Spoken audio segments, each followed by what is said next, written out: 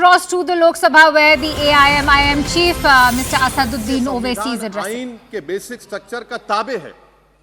और सर ये इसलिए कह रहा हूं कि 16 दिसंबर को ये ले कर देता हूं, 16 दिसंबर 1992 को इसी लोकसभा ने एक रेजोल्यूशन पास किया था। आप इजाजत दीजिए तो मैं पढ़ता हूं सर। दिस हाउस, अच्छा ये गुलाम नबी उस वक्त के मिनिस्टर थे, आज नहीं है, उनका नाम नहीं लेना चाह रहा था। This house strongly and unequivocally condemns the desecration and demolition of the Babri Masjid at Ayodhya by and at the instigation of forces represented among others by VHP, RSS and the Bajrang Dal, which has caused communal violence in the country. Such act of vandalism was carried out not only in violation of order of Supreme Court, but amounted to an attack on the secular foundations of our country. This House expresses anguish at the happenings and wishes to reiterate its resolve that it will ceaselessly endeavor to uphold the secular and democratic traditions of our country and for the maintenance of rule of law. और एक paragraph है, नहीं पढ़ूंगा। मैं ताजुब कर रहा हूं कि जब इस ऐवान ने एक रेजोल्यूशन पास किया तो हुकूमत आएगी जाएगी, और हुकूमत ये मोदी हुकूमत जश्न मना रही है जो 6 दिसंबर को हुआ। तो ये एक बात है सर। चौथी बात यह है कि सर नहीं, 6 दिसंबर के ऊपर कोई जश्न नहीं है। राम मंदिर के निर्माण की जो प्रतिष्ठा हुई है उसको संबोधन कर रहा है, और वो सर्वोच्च न्यायालय के द्वारा तथ्यों के आधार पर दिए गए निर्णय के कारण से हुआ है। सर्वोच्च न्यायालय का निर्णय है, तो तथ्यों के आधार पर निर्णय है। वो विषय आपने बोल दिया, ठीक है, ओके। परंतु जो मंदिर का निर्माण है वो नियमानुसार सर्वोच्च न्यायालय के निर्णय से तथ्यों को देख करके। और एक सेकंड, आप इस्लाम के बहुत जानकार हैं, विद्वान हैं वैसे भी अब कानून के। यदि किसी अन्य धर्म के स्थान पर मस्जिद बनाई जाए तो शायद उसको मान्य नहीं किया जाता। अभी एएसआई ने, सुप्रीम कोर्ट ने स्वीकार किया है कि वहां पर राम मंदिर था। तो इस विषय केवल यह है कि वहां पर राम मंदिर ठीक बना कि नहीं बना, वो विषय हो गया। तो कृपया इस पर यदि आप कुछ बोले तो बोलें प्लीज। सर मैं आपको गलत साबित कर दूंगा सर। और मैंने रुक तो जाइए बड़ी इज्जत के साथ सर, मैं आपकी बड़ी इज्जत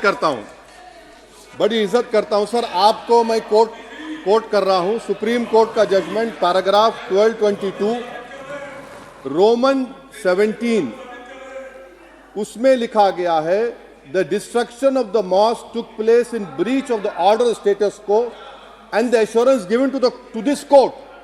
The destruction of the mosque and obliteration of Islamic structure was an egregious violation of the rule of law. Egregious का मतलब जो छोटी मोटी अंग्रेजी में आती है वो क्रिमिनल एक्ट कहा।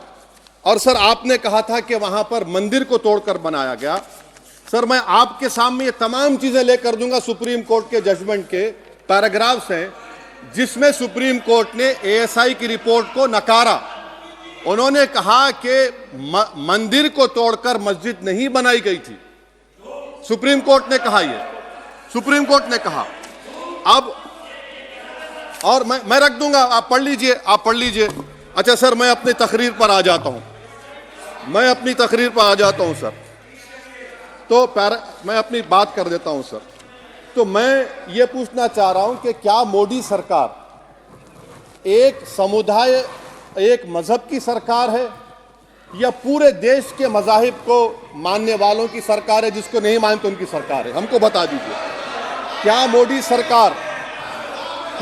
सरकार सिर्फ एक फिक्र और नजरिया हिंदुत्व की सरकार है? क्या इस देश का, इस गवर्नमेंट ऑफ इंडिया का कोई मजहब है? इस वतन अजीज सबके मजहब को मानता है। सर मेरा मानना है कि इस देश का कोई मजहब नहीं है। क्या ये सरकार 22 जनवरी का पैगाम देकर यह बताना चाहती है कि एक मजहब को दूसरे मजहब के मानने वालों पर गलबा और कामयाबी मिली? क्या आइन इसकी इजाजत देता है? क्या ये पैगाम आप जब ऐवान से दे रहे हैं तो 17 करोड़ मुसलमानों को आप क्या पैगाम दे रहे हैं? ये मैं आप पर छोड़ता हूं सर। 49 में धोखा हुआ, 86 में धोखा हुआ, 92 में धोखा हुआ, 2019 और 22 में भी इस ऐवान के जरिए हमको धोखा दिया जा रहा है। और अफसोस के साथ कहना पड़ता है सर कि मुस्लिम अक़लियत को हमेशा यह कहा गया कि तुमको भारत के शहरी बरकरार रहने के लिए एक बहुत बड़ी कीमत तुमको चुकानी पड़ेगी, और हम पर इल्जाम लगा दिया गया। सर, क्या मैं बाबर का स्पोक्स पर्सन हूं? क्या मैं जिना का स्पोक्स पर्सन हूं? क्या मैं औरंगजेब का स्पोक्स पर्सन हूं? बताइए सर, आखिर मैं कहां तक आप मुझे लेकर जाएंगे? दूसरी बात यह है सर, दूसरी बात यह है कि फिर 6 दिसंबर के बाद देश में फसाद हुआ, नौजवानों को टाडा में डाला गया जो बूढ़े होकर निकले। यकीनन आपकी सरकार नहीं थी, आपकी सरकार नहीं थी। अच्छा, बल्कि मैं तो मर्यादा पुरुषोत्तम राम की इज्जत करता हूं, मगर मैं नाथूराम गोडसे से नफरत करता हूं। मेरी नस्लें नफरत करती रहेंगी, क्योंकि नाथूराम गोडसे ने उस शख्स को गोली मारी जिसके जबान से आखिरी लफ्ज निकले हे राम। सर, छठी बात यह है कि 87 में मलियाना हाशिमपुरा हुआ, 83 में नेल्ली हुआ, 44 में जम्मू में नस्ल कशी हुई, 2022 में हल्दीवानी में कत्ल हुआ। इतने धोखे सबसे बड़े किसको दिए गए? असदुद्दीन ओवैसी को दिए गए। मगर फिर भी मुझसे ही कहा जाता है कि वफादारी को तुम साबित करो अपनी ओवैसी। सर, आज भारत के 17 करोड़ मुसलमान अपने आप को अजनबी और एलिनेट महसूस कर रहे हैं। मैं बहुत बड़ी नाइंसाफी होती है, सर ये कोई तारीखी नाइंसाफी को इंसाफ नहीं किया जा रहा है। स्पीकर बल्कि सर, अंग्रेजी में स्पीकर सर, केवल एक प्रश्न का जवाब ओवैसी साहब दे दें कि बाबर को वो आक्रमणकारी मानते हैं या नहीं मानते हैं? पुष्पमित्रा संघा को आप क्या मानते हैं? बताओ, पुष्पमित्रा संघा को आप क्या मानते हैं? जम्मू के वो कश्मीर के वो राजा को क्या मानते हैं जिसके पास एक फौज थी मंदिरों को तोड़ने के लिए? आप क्या मानते हैं? यही तो मैं कह रहा हूं कि निशिकांत दुबे 47 में आजादी मिली, असदुद्दीन ओवैसी से बाबर की बात पूछ रहे हैं। तुम गांधी की बात पूछते, तुम बोस की बात पूछते, तुम जलियांवाला बाग की बात पूछते, तुम काला पानी में जो मुसलमान शहीद हो गए उनकी बात पूछते, मगर बाबर की बात पूछी जाती है। तो सर, मैं आपको बता रहा था, खामखा डिस्टर्ब किए सर, मुझे मेरा वक्त ले लिए निशिकांत दुबे। सर, मैं आपसे कह रहा था, मोदी हुकूमत ये पैगाम दे रही है भारत के मुसलमानों को कि जान बचाना है या इंसाफ चाहते हो। मैं कह रहा हूं, मैं भीख नहीं मांगूंगा, मैं इस नंगी तासुब को कबूल नहीं करूंगा, मैं दूसरे दर्जे के शहरी के मौक़िफ़ को कबूल नहीं करूंगा, मैं अपनी शनाख्त को नहीं मिटने दूंगा। अब मैं झूठी और दिल फरेब बातों पर हरगिज भरोसा नहीं करूंगा। मैं वो काम नहीं करूंगा जो बीजेपी और नाम निहाद सेकुलर पार्टियां चाहती हैं। मैं वो काम करूंगा जो आपको पसंद नहीं है, संविधान के दायरे में रहकर। सर, कंक्लूजन में मैं आपको बताना चाहता हूं कि आज इस देश को किसकी जरूरत है? इस देश को अयोध्या में, तारीख शायद नहीं पढ़ते होंगे, मौलाना अमीर अली कौन थे? पुजारी बाबा रामचरण दास कौन थे? अयोध्या के पुजारी थे। दोनों ने मिलकर अंग्रेजों के खिलाफ जंग लड़ी थी और दोनों ने, अंग्रेजों ने इनको गिरफ्तार किया और एक पेड़ पर मौलाना अमीर अली को और पुजारी रामचरण दास को फांसी दे दी गई।